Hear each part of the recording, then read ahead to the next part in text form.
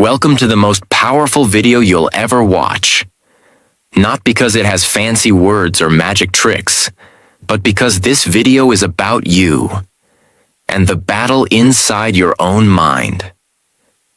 Let me ask you, have you ever felt like your brain is working against you? Like you're trying to be positive, but your mind keeps dragging you back into pain, fear, or regret? Have you ever smiled in front of everyone while screaming inside your head? Have you ever laid in bed at night, thinking the same painful thoughts again and again, and you whisper to yourself, "Why can't I just stop thinking like this? Why do I always feel so low even when everything seems fine? What's wrong with me?"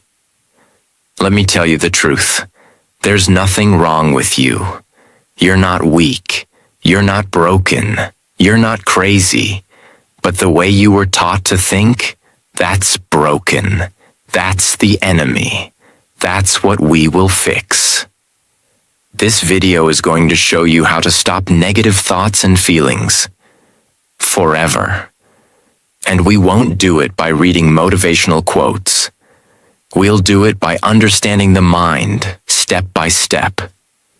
We'll break the old beliefs. We'll replace the lies in your head with powerful truths. And we'll give you the tools to take control. For the first time in your life, you won't just understand how to stop negativity. You'll also understand how your mind works, how to reprogram your emotions, and how to build a new version of yourself, starting today. And yes, if you're learning English, this video will help you too, because everything is explained in simple, powerful English, using real examples and emotional storytelling. You'll not only grow stronger, you'll grow smarter in English too. So take a deep breath, because what you're about to hear might just be the thing your soul has been waiting for all your life. Stage 1. Understand where negative thoughts come from. Most people try to fight their negative thoughts.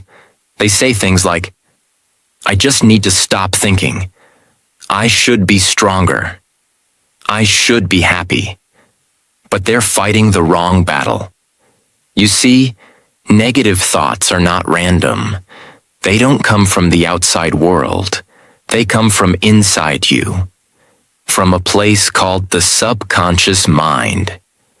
And here's the shocking truth. 95% of your thoughts, feelings, and behaviors are controlled by your subconscious mind. That means you are only truly conscious for 5% of your day. Let me explain. What is the subconscious mind? Your subconscious is like a recording machine. From the moment you were a child, it recorded everything. The way your parents talked to you, the way your teacher reacted when you made a mistake, the way people treated you when you failed, the fear in your mother's eyes when there was no money, the pain of being laughed at, ignored, or rejected. All of it was recorded, silently, without permission.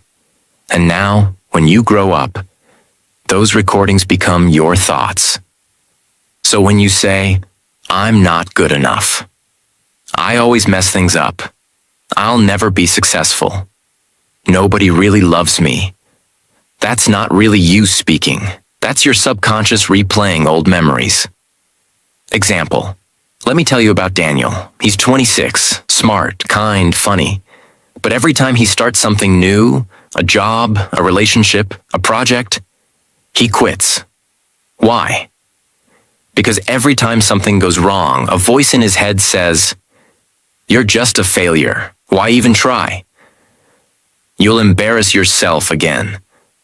You're not made for this." And Daniel believes that voice. But here's what Daniel doesn't remember. When he was 9 years old, he got up in front of his class to present a school project. He was nervous. His voice was shaking. And when he accidentally read a word wrong, the whole class laughed. Even the teacher smiled. Daniel went home crying that day. He didn't tell anyone. But that moment became a permanent scar in his subconscious mind. That scar became a voice. And that voice became a belief. And that belief controlled his life. That's what negative thoughts are. They're old pain disguised as truth. So what can you do? You don't fight negative thoughts like enemies. You observe them like detectives. Next time you think, "I'm not good enough," stop and ask, where did this thought come from? Who made me believe this? What is this memory connected to? Because once you understand the source, the thought starts to lose its power. Your first mission. Tonight, take 10 minutes. Sit quietly. And write this question at the top of a page. What are the 3 negative thoughts I think the most? And for each one, ask, where did this come from? Who taught me this? You'll be shocked at what you discover. You'll realize that most of your negative thinking didn't come from you. It came from someone else. And it's been living inside you rent-free. But not anymore. Because the moment you see the lie, you stop living inside it. You cannot fix your mind unless you understand it. You cannot silence your thoughts unless you trace their roots. And once you know that 95% of your thinking is just programming, you finally understand that you are not your thoughts. You are the one who can rewrite them. Stage 2. The invisible loops that trap you. You've heard people say, "I'm trying to be positive. I'm journaling. I'm doing affirmations." But still, they feel low. They feel like they're stuck in the same place no matter how hard they try. Same emotions, same pain, same anxiety. And they ask, why do I feel like I keep going in circles? Because they are. Welcome to the loop, the invisible mental trap that's been running your life behind the scenes. What is a mental loop?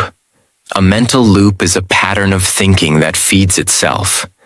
It's like a song stuck in your head. No matter what you do, it comes back.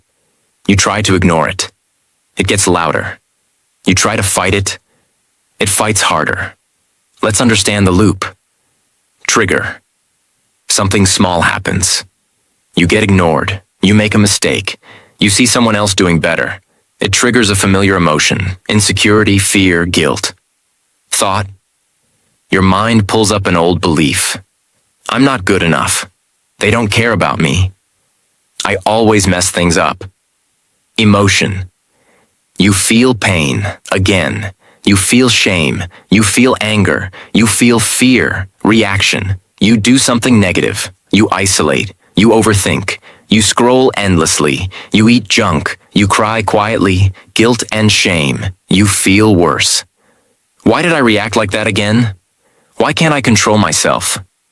And now, you feel even weaker. That feeling becomes the new trigger. And the loop starts again. You wake up, already tired.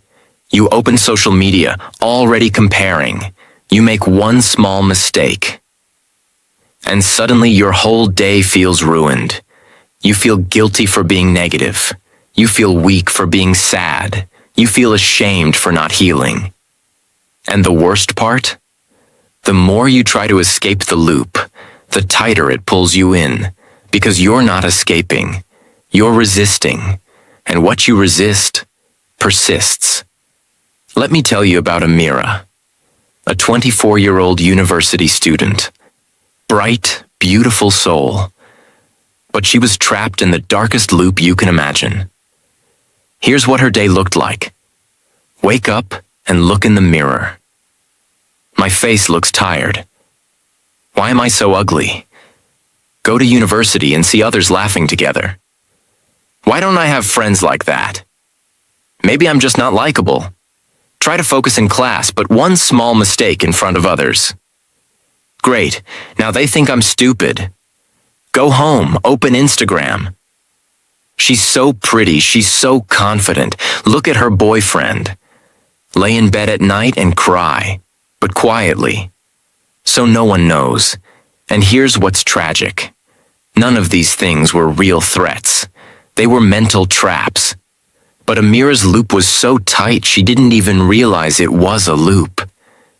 She thought it was reality. The loop makes you believe that the pain is your fault. It makes you feel ashamed of being emotional, guilty for feeling broken, weak for needing help. So instead of escaping the loop, you build a home inside it. You start saying, "This is just who I am. I'm just a negative person. I'll always be like this." And that is how people stay stuck for years. You don't break a loop by fighting the thought. You break the loop by breaking the pattern. That means interrupting the cycle at the weakest point. So what's the weakest point? The reaction. Let me explain. You can't always control the trigger. You can't always stop the thought. You can't immediately change the emotion. But you can always choose your reaction. Let's go back to Amira. She kept reacting to her thoughts with tears and scrolling. One day she learned something simple from a therapist. When the thought comes, don't respond, don't feed it. Just say, interesting thought, and walk away. So the next morning, when she looked in the mirror and the voice said, "You look terrible," she didn't cry. She didn't argue. She didn't say anything. She smiled, a fake one at first, and whispered, interesting thought. She made a cup of tea. She played one happy song. She wore earrings. She went to class and made eye contact with someone. She said, "Hi." That day, the loop broke. Not fully, not forever, but for that moment, she won. And one moment of winning creates another. Tonight, write this down. What is one loop I live inside every day? What's the trigger? What's the thought? What's the emotion? What's the reaction? Then write one thing you'll do differently next time the trigger comes. Something small, something kind, something real. It can be this simple. Instead of hiding, I'll talk to one person. Instead of scrolling, I'll walk outside. Instead of saying I'm a failure, I'll say I'm learning. Because even a tiny interruption breaks the machine. You're not weak. You're not lazy. You're not doomed. You're just trapped in a pattern. A loop you didn't even realize existed. But now, you know. And knowing is power. Because when you can see the loop, you can step out of it. Stage 3. Stop feeding the enemy inside. Most people are trying to stop negative thoughts, while at the same time, they're feeding the very things that create them. It's like drinking poison every morning and wondering why you feel sick all day. Let me say this clearly. You cannot heal your mind if you keep feeding it junk. You cannot stop negativity if your lifestyle is designed to create it. This is the stage where we clean the soil, because no seed of happiness can grow in polluted ground. Let's break it down. Imagine your mind is a beautiful open garden. Whatever you plant there grows. Whatever you water becomes stronger. Whatever you allow in becomes part of your reality. So now ask yourself, what are you planting every morning? What are you watering with your thoughts and attention? What kind of mental garbage are you leaving in your garden?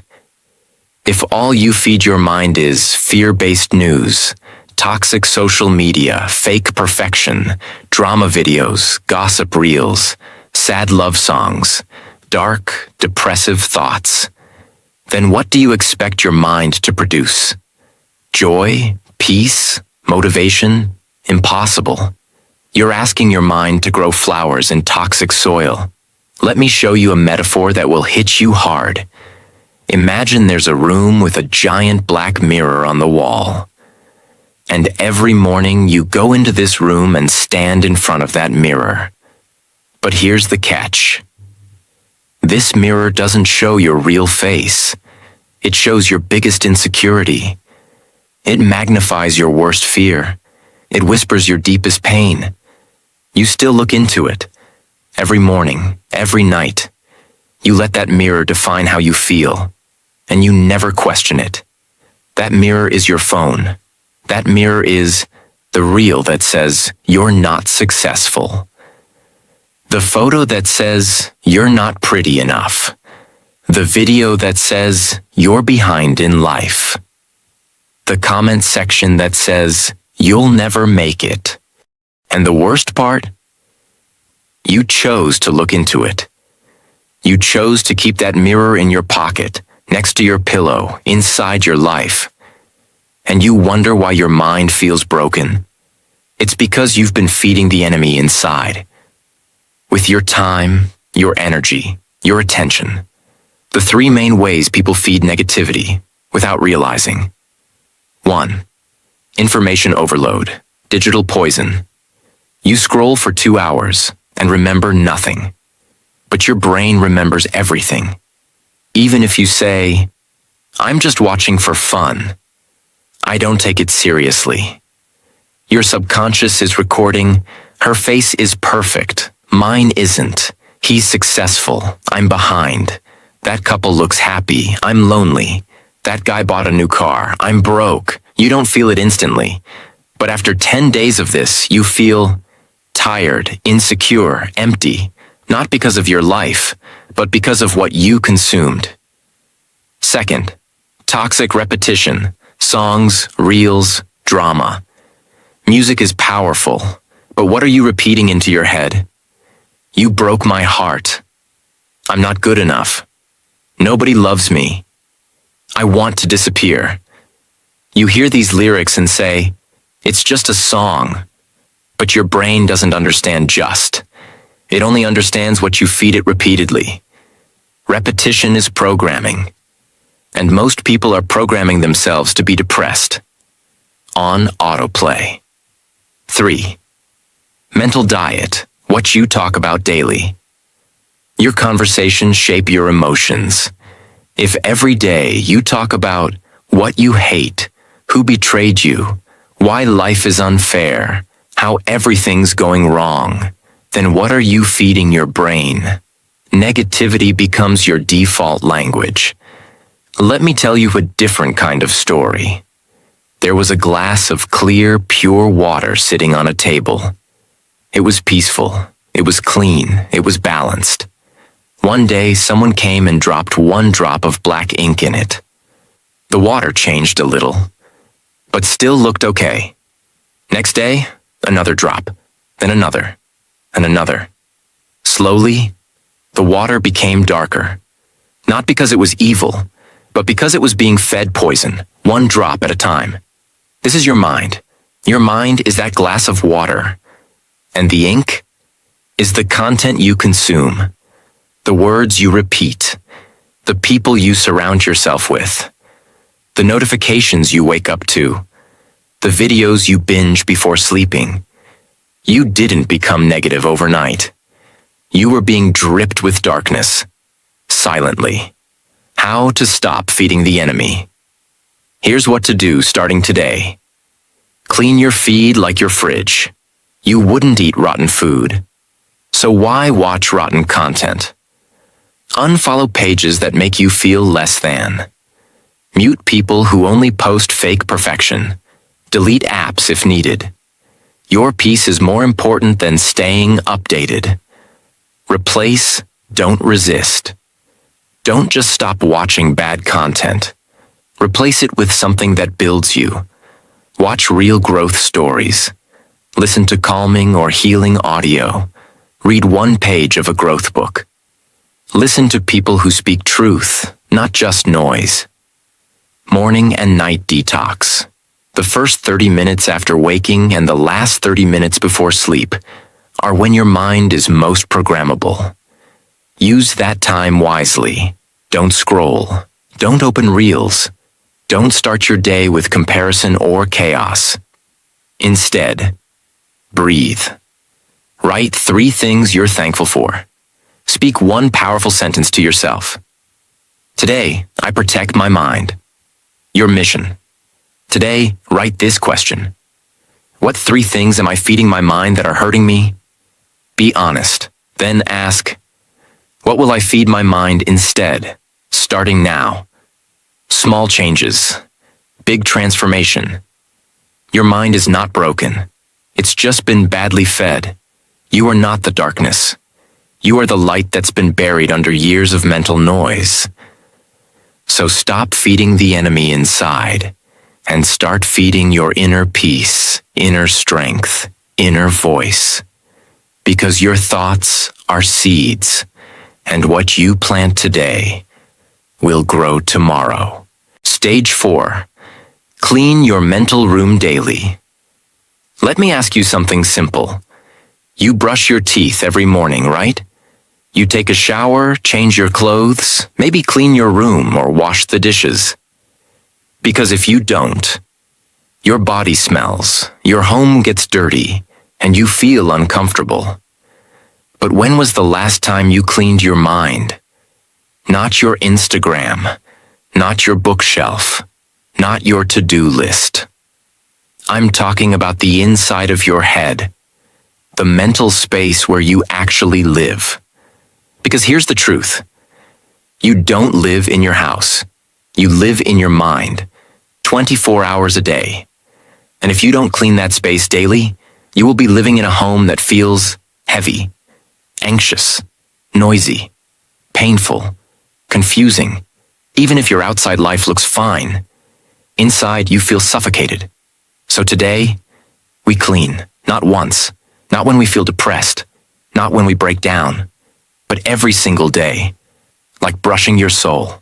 Let me take you deep. Let's break a myth. Negative thoughts don't only come from trauma, they come from accumulation. Just like dust settles on your furniture even if you don't open windows, mental dust collects in your mind from life itself. A stressful conversation, a decision you're avoiding, a deadline you're afraid of, a future event you're overthinking, a compliment you didn't believe, a comment that felt wrong but you ignored it, a fear that entered your heart quietly, a judgment you made about yourself this morning. You didn't choose this, but it landed, and now it's in your space. So if you don't clean it, it piles up. Here's what happens when people don't clean their mental space. Stress builds up in layers, but you ignore it. You feel more irritated than usual. Little things make you angry. You become emotionally sensitive. One sentence can break you. You feel tired without reason, because your mind is overloaded. You stop enjoying things, because your joy has no space to live. You start avoiding life, because everything feels like too much. And slowly, without realizing, you stop being you. You stop laughing loudly. You stop dancing freely. You stop speaking confidently. You stop trusting your ideas. You stop dreaming. Not because you're weak, not because you're lazy, but because your mental room is full of unprocessed emotion. Imagine a small room with 100 open cardboard boxes. Each box contains something from your mind. One has a painful memory. One has your unfinished goals. One has your financial stress. One has a conversation you're avoiding. One has your fear of rejection. One has a thought you had at 3 a.m. One has your guilt. One has your secret self-doubt. Now imagine trying to sit and relax in that room. You can't. There's no space to breathe. This is what your mind becomes when you never pause to clean it. Here are 6 powerful, fresh, non-repetitive daily practices to clean your mental room. They require no app, no therapist, no external help. Only you, your intention, and your inner awareness. 1. The thought shelf method. Mentally put thoughts aside. When your mind is overwhelmed, you don't need to solve every problem immediately. You just need to make space. So imagine your mind as a shelf. And when a thought keeps repeating, you gently say, "This doesn't need to be solved right now. I'll place it on the shelf. It'll wait." You're not ignoring the thought. You're giving it a home so it doesn't float around. This stops your mind from replaying the same thoughts over and over like a broken CD. 2. Temperature check, emotional awareness reset. Once a day, maybe at 4 p.m., pause and ask yourself, what am I feeling right now? Where do I feel it in my body? Why might I be feeling this? Even if the answer is, I don't know, you're still becoming aware. And awareness cleans confusion. Do this every day, like checking the weather before leaving home. You'll be shocked how much you've been holding in silence. 3. The one-word dump. You don't always need to write long journals. Sometimes just one word is enough. Try this. Before sleeping, write one word that describes your emotion today. Heavy, rushed, lonely, hopeful, frustrated. Doing this helps you identify your emotional clutter, because once you can name it, you can clean it. 4. 3-minute mental walkthrough. This is one of the most powerful cleansing tools. Almost no one uses it. Every evening, close your eyes and mentally walk through your entire day. See yourself waking up. Walking to the bathroom. What were you thinking? What emotions did you feel during breakfast? Did someone say something that stuck in your mind? Where did your mood shift? This is not about overthinking. It's about noticing. Because when you notice, you release. When you name it, you drain it. Even 3 minutes of this can unload more emotional weight than hours of advice. 5. Speak to yourself like you're a child. Before bed, sit quietly and say one kind thing to yourself, as if you were speaking to a small, scared child. Say, "You did your best today. It's okay to feel tired. I'm proud of you for not giving up. You made it through. That's enough. You are safe now." Do this daily and you will start healing your self-image, because the most dangerous dirt in your mind is not fear, it's self-hatred. 6th micro-forgiveness exercise. Each day, choose one small thing to forgive. Someone who interrupted you. A past version of yourself. A mistake that still haunts you. A friend who didn't message back. A moment where you felt ignored. Say quietly, "I release you. I'm done carrying this. My peace matters more." You don't need an apology. You don't need closure. You just need to put it down and walk lighter. Pick any 3 of these practices and do them tonight before bed. Make it a ritual, like brushing your mind. Because when your mental room is clean, you sleep deeper, you speak softer, you focus sharper, you feel freer, you dream bigger. You're no longer controlled by chaos. You're in control of your space. You are not too sensitive. You are not overreacting. You are not broken. You are simply overcrowded.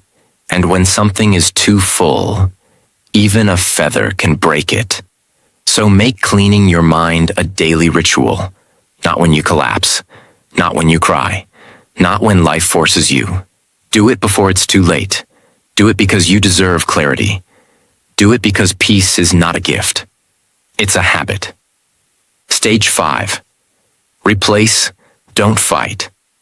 Let me start with this truth. You will never win a war by screaming at your enemy, and you will never win peace by screaming at your thoughts. And yet, That's what most people are doing. They say, I just want to stop thinking negatively. How do I shut off these thoughts? I'm tired of this voice in my head. So, what do? They fight. They try to block the thought. They say, stop thinking this. Why am I like this? I shouldn't feel this way. But the more they fight, the stronger the thought becomes. Why? Because you can't fight a thought with force. You can only win by replacing it. Let me explain everything in the deepest way possible. Why fighting negative thoughts never works. The moment you say, I don't want to think about this thought, your brain focuses more on that thought. Because the brain doesn't hear don't. It only hears the subject. If I say, don't think about a pink elephant, you'll instantly imagine it. If you say, don't feel anxious, your mind starts scanning for all the reasons you're anxious. So when you try to fight a thought with more thought, you create a mental storm. Every time you argue with a negative thought, you're giving it energy. You're saying, this thought matters. It deserves attention. It has power. And it grows. So what's the solution? Don't fight the thought. Replace it. Redirect it. Rewire it. Like changing the radio station. Like turning the page. Like choosing a different road. Let's explore how. Imagine there's a radio in your room, and it's playing a horrible, depressing song. Lyrics like, you're a failure. You'll never be loved. You're too late. You're not enough. The volume is loud. It's hurting your ears. It's affecting your mood. What do? Do you scream at the radio? Do you beg it to stop? Do you cry in front of it? No, that would be pointless. You either change the station, lower the volume, turn it off, play your own music louder. This is how replacement works. You don't beg your brain to stop. You give it a new direction. Thoughts are like habits, and the best way to break a habit is to replace it with another one. Here's the secret. You can't erase a thought. You can only overwrite it. Your brain works like a chalkboard. If you write something painful on it, the only way to remove it is by writing over it with something better. Negative thought replacing thought. I always mess things up. I learn faster because I've failed before. No one cares about me. Someone loves me even if I forget. I'll never be successful. I haven't reached it yet, but I will. I'm too sensitive. I feel deeply, and that's a strength. What if I fail? What if I succeed? You're not lying to yourself. You're redirecting the spotlight. And when you repeat the replacement often enough, it becomes the default voice in your head. Imagine a large white wall, perfectly painted, but right in the center there's a small black hole. Most people walk past the wall and never notice it. But one person stops and stares. They can't stop looking at the hole. They ignore the beauty of the wall. They start thinking, why is there a hole? Will it get bigger? Did I do something to cause it? I hate this hole. Soon that small black hole becomes their entire world. But the hole never changed. Their focus did. This is how negative thoughts work. They're tiny holes in a wall of beauty. But if you focus on them long enough, they become your entire reality. You don't need to fix the hole. You need to step back and see the whole wall. That's what replacing thoughts does. It pulls you away from the hole and shows you the bigger picture again. These methods are not affirmations. They are replacement tools backed by real brain science and habit rewiring. The reversal technique. Flip the fear. When a scary or painful thought comes, ask, What's the opposite truth that could also be real? Example, I'll probably fail this interview. I might surprise myself and do better than I expect. You're not lying. You're giving your brain a new option to consider. That creates hope, and hope reduces fear. The so what method. Cut the drama. Many negative thoughts are dramatic. What if I say something wrong? What if I lose this chance? Instead of feeding the panic, say, so what if I do? Would I still be alive? Could I still grow? Would I still matter? This reduces the emotional weight and makes space for logic. The upgrade method, version 2.0 thinking. When a negative thought appears, imagine you're updating your brain's software. You're not deleting anything, just installing a better version. Original, I can't do this. Update, I'm figuring it out. Original, I'm not ready. Update, I'm becoming more ready every day. This makes your brain feel safe while moving forward. Write down the 3 most common negative thoughts you've had this week. Then write down one powerful replacement for each one. Put them on a sticky note. Say them every morning. And repeat them anytime the old thoughts try to come back. Because your brain believes what it hears often. Train it. Don't fight it. You were not born to live with a storm inside your head. But you cannot stop that storm by screaming at it. You can only change the weather by changing the forecast. That means replacing fear with possibility. Replacing shame with growth. Replacing doubt with progress. Because your mind is not broken. It's just been playing the same tape for too long. And now, it's time to change the music. Stage 6. Talk to yourself like someone you love. Let's begin with a painful question. If someone else talked to you the way you talk to yourself, would you still be friends with them? Think about it. What kind of words do you say to yourself when you fail, you make a mistake, you forget something, you feel tired, you cry, you get rejected? You don't say, it's okay, you're human, you'll try again. No, you say, you're so stupid. Why do you always mess things up? Nobody cares. You're such a burden. I hate myself sometimes. I'll never get it right. And the tragedy is, if someone else said that to you, even once, you'd probably walk away. But you say it to yourself, every day, and you can't walk away from your own mind. So what happens? You live inside a house, where you're constantly verbally abused by your own voice. Most people have an inner critic, but for some, it becomes an inner bully. That voice does not guide. It attacks. It says, you're always behind. You're not as good as them. You're weak. You're ugly. You're lazy. You deserve to be alone.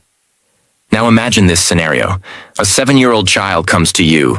They say, I made a mistake today. I feel bad about myself. I think I'm not good enough. Would you scream at them? Would you say, you're an idiot. You'll never be anything. Nobody likes you. Of course not. You would hug them. You would look into their eyes and say, it's okay. We all make mistakes. You are still worthy. Let's try again tomorrow. So why don't you talk to yourself that way? Because somewhere along the way, you learn to treat yourself with cruelty instead of compassion. And that must change. Today. Imagine your mind is a garden, and your self-talk is the gardener. Every word you say to yourself is either planting a flower, pouring water, or cutting the roots. If the gardener keeps saying, this plant is useless, it's never going to grow. I hate this plant. Why are you so slow? then even the most beautiful flower will wither. But if the gardener says, "You're growing slowly, but you're growing," it's okay if today was tough. You don't have to bloom every day. I believe in you. Then even the weakest plant finds the courage to stand tall again. Your self-talk is the water, the sunlight, the air of your inner world. And how you speak to yourself decides whether you wither or rise. Let's be clear. Negative self-talk is not harmless. It creates real damage. It damages your confidence. It kills motivation. It creates shame. It breaks trust in yourself. It increases anxiety. It ruins relationships. It feeds depression. It makes you believe that you are the problem. And when you start to believe that you are broken, you stop trying to heal. You stop reaching for help. You stop believing in better.